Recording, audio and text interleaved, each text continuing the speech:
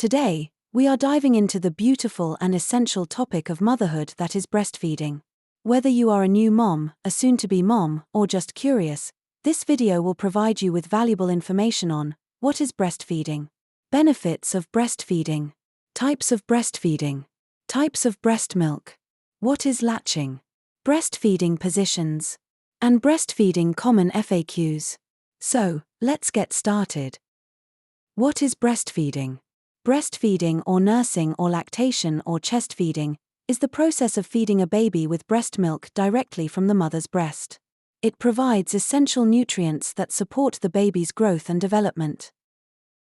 So now we'll see, what are the benefits of breastfeeding? Breastfeeding offers numerous benefits for both the baby and the mother. For babies, it provides the perfect mix of vitamins, proteins, and fats, boosting their immune system and reducing the risk of infections and diseases. For mothers, breastfeeding helps in burning extra calories, lowering the risk of certain cancers, and promoting a strong emotional bond with the baby. Now we'll see the types of breastfeeding provided to the baby. First, exclusive breastfeeding. Exclusive breastfeeding means that the baby receives only breast milk without any additional food or drink, not even water. This is recommended for the first 6 months of life by the World Health Organization, WHO, because it provides all the necessary nutrients for the baby's growth and development. Second, partial breastfeeding.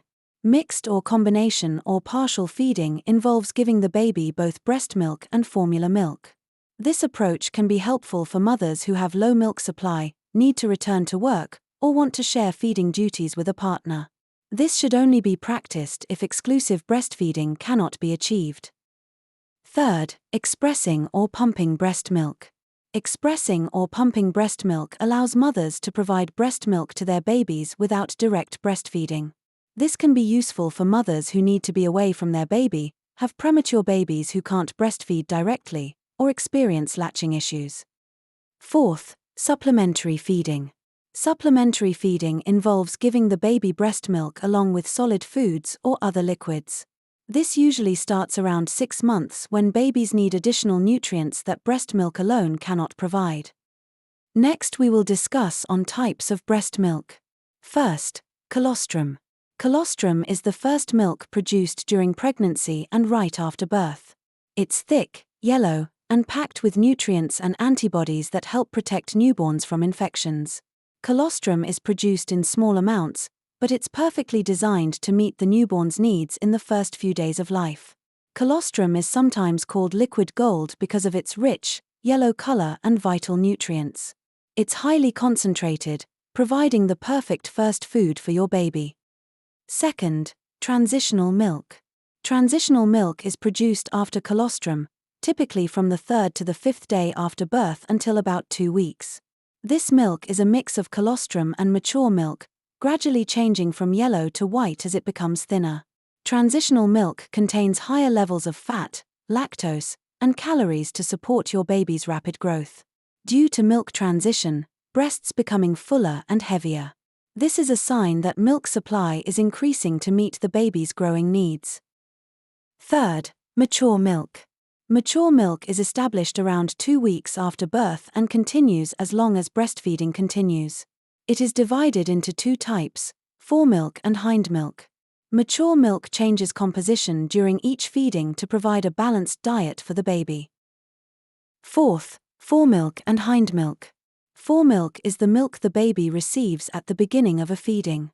It's thinner and lower in fat, helping to quench the baby's thirst. Hindmilk comes later in the feeding and is richer in fat and calories, which helps the baby feel full and gain weight. To ensure the baby gets both foremilk and hindmilk, it's important to let them feed from one breast until it feels empty before switching to the other. This helps provide a balanced intake of nutrients. Now we'll see different breastfeeding positions. There are several breastfeeding positions that can help both the mother and the baby find a comfortable and effective way to nurse. But before that, you should know how to properly latch a baby for breastfeeding. A proper latch is crucial for a comfortable breastfeeding experience. Here is how to achieve it. Align your baby's nose with your nipple. Wait for your baby to open their mouth wide. Bring your baby to your breast, not the other way around. Ensure your baby's mouth covers more of the areola than the nipple. Now that you have understood how to achieve proper latching, we will now see some of the most common breastfeeding positions. First, cradle hold position. The baby's head rests in the crook of the mother's arm. The baby's body is turned to face the mother, with the baby's chest against her chest. The mother supports the baby's bottom with her other hand. Second, cross-cradle hold position. Similar to the cradle hold, but the baby is held with the opposite arm. The mother uses her hand to support the baby's head and neck, and her other hand to support the breast. Third, football hold or clutch hold position. The baby is tucked under the mother's arm, like a football.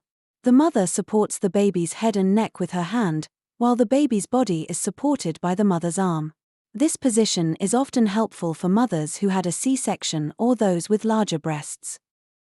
Fourth, side-lying position. The mother and baby lie on their sides, facing each other. The mother supports her head with a pillow and brings the baby close to her breast.